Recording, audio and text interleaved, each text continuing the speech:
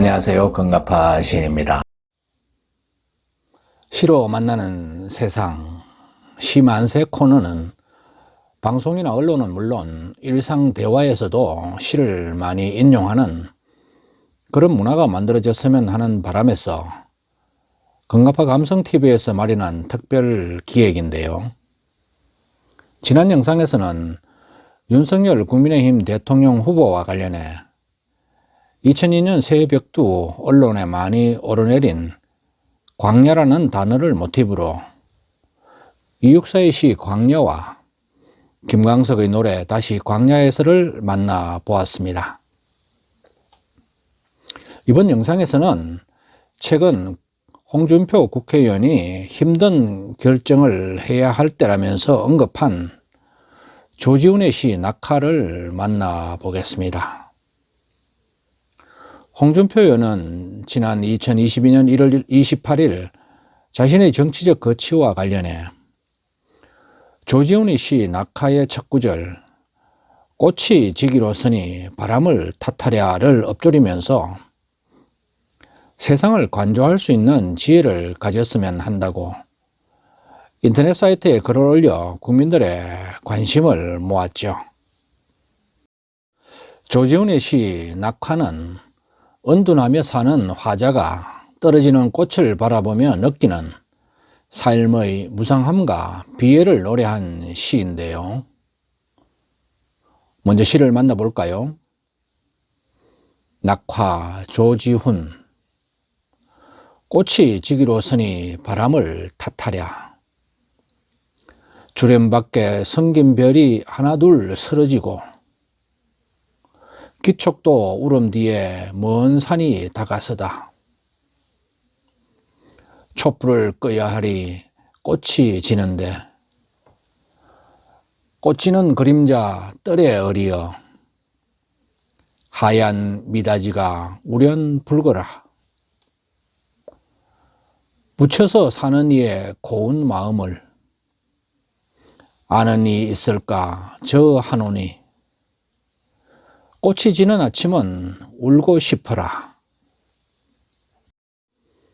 본명이 동탁인 조지훈 시인은 맑은 지조와 고든 절개로 일생을 살았던 박목을 박두진과 함께 청록파 시인으로 유명하죠. 1939년 문장지의 등단작인 고풍의상을 비롯해 성무, 낙화, 파초, 완화삼 등 우리에게 많이 알려진 대표작만도 여러 편인데요. 1968년 고혈압으로 입원한 뒤 합병증이 왔어 49세라는 젊은 나이에 생을 마감한 시인입니다. 낙화의 아픔과 서러움이 표출되는 조지훈의 시 낙하는 시간의 흐름에 따라 화자의 시선이 이동하면서 시상이 전개됩니다. 1년에서 6년까지는 외부 세계의 낙하를 바라보다가 7년부터 화자의 내면을 드러내는 방식으로 바뀌고 있죠. 큰 틀에서 보면 선경후정의 서정식 원리에서 벗어나지 않은 시입니다. 화자는 앞부분에서 꽃이 지는 낙하를 생성과 소멸의 과정인 대자연의 섭리로 받아들이고 있는데요. 홍준표 의원이 인용한 이 시의 첫 구절 꽃이 지기로서니 바람을 탓하랴가 바로 그런 동양적 세계관을 보여줍니다.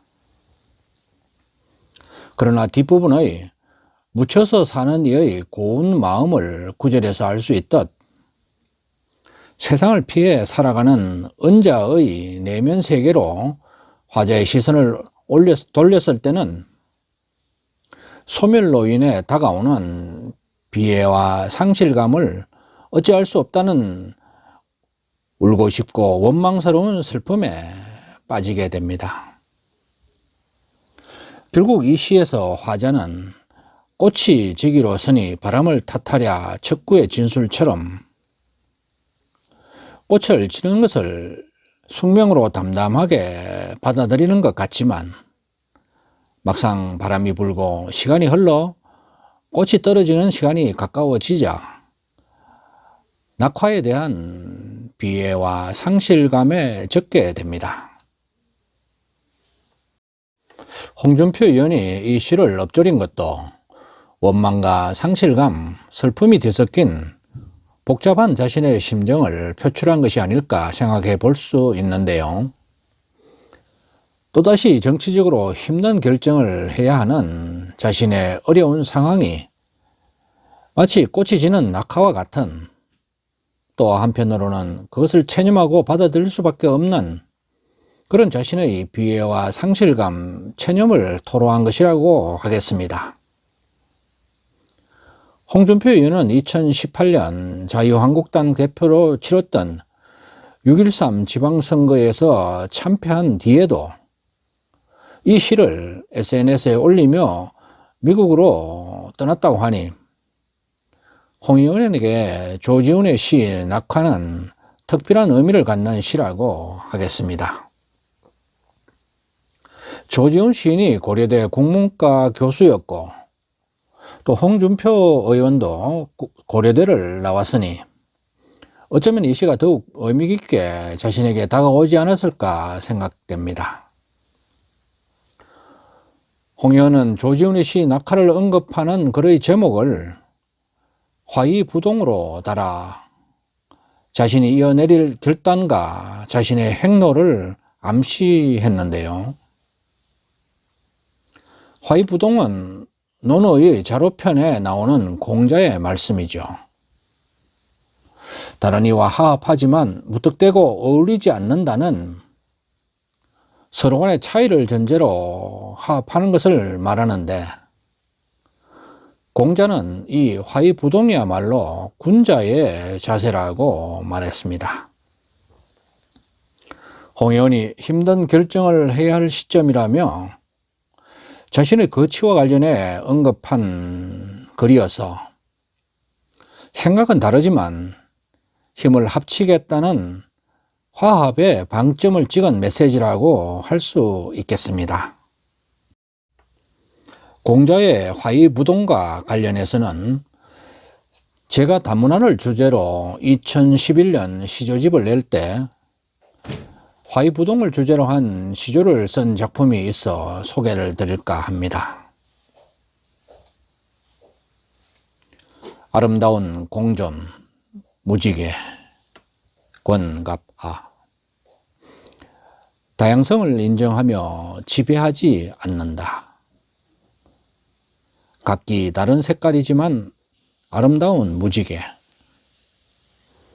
눈높이 상대에 맞추면 내가 더욱 빛난다. 무지개가 7빛깔이지만 하나의 이미지로 아름답게 빛나듯이 다문화사회, 다문화 가족도 아름다운 무지개와 같이 아름다운 세상을 펼칠 수 있음을 공자의 화이부동을 빌려 노래한 시조인데요. 눈높이를 상대에 맞추면 내가 더욱 빛난다. 그렇습니다. 반드시 다문화 사회가 아니더라도 사람은 저마다 생각이 다르고 처한 입장이 다르기 때문에 상대를 존중하고 또 눈높이를 상대에 맞추는 그런 자세야말로 조화와 사합을 이루는 아름다운 공존의 지혜가 아닐까 생각해 봅니다. 지금까지 홍준표 국회의원이 중대한 결심을 앞에 두고 자신의 심경을 토로하며 언급한 조지훈의 시 낙화를 만나보았습니다. 꽃이 지는 낙화의 시간은 안타깝고 슬픈 순간이지만, 그러나 꽃이 지는 것은 모든 것이 끝나는 종결을 의미하지 않습니다. 또 다른 시작을 의미하죠. 겨울의 끝이 파릇파릇 새싹이 돋아나는 봄인 것처럼 홍준표 의원이 조지훈의 시 낙화를 읊조린 것 또한 절망과 체념이 아니라 희망찬 새로운 출발을 의미한다고 하겠습니다. 홍준표 의원은 같은 글의 제목으로 공자가 군자의 자세로 언급한 화의부동을 언급했는데요. 이 또한 다양성을 인정하며 지배하지 않는 진정한 사랑의 의미와 삶의 지혜를 새기는 소중한 의미를 담고 있는 구절이라고 하겠습니다. 저의 시조 아름다운 공전의 종장 눈높이 상대에 맞추면 내가 더욱 빛난다는 구절도 일곱 빛깔 무지개가 주는 조화의 아름다움처럼 갈등이나 다툼이 아닌 화합과 조화로 우리 모두가 함께 아름다운 세상을 만들어 가야 한다는 메시지로 받아들이면 좋지 않을까 생각해 봅니다.